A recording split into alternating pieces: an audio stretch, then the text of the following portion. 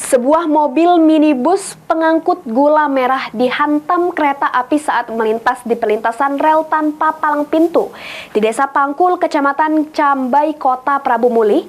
Beruntung tidak ada korban jiwa dalam kejadian ini.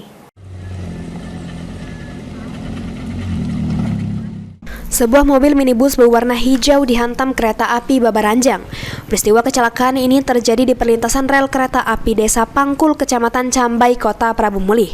Mobil minibus dengan muatan gula merah yang biasa mengisi warung di Desa Pangkul ini mengalami ringsek bagian depan dan muatannya tumpah.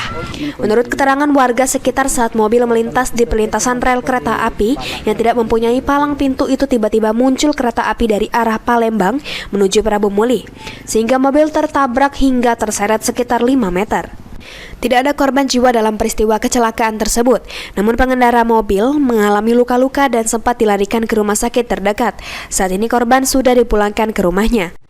Balik ngarah ke Prabu Muli kan? Dari sini dia ngisi warung kan? Nah pas sampai di ini dia kan tak kelihatan kan? Ini tertutup ini kan? Nggak tahu sepul ada dekat jadi tidak baca lagi ini. Sepulnya dari mana ke mana, Pak? Dari arah mana? Arah Palembang ke Prabu. Anggi, PAL TV.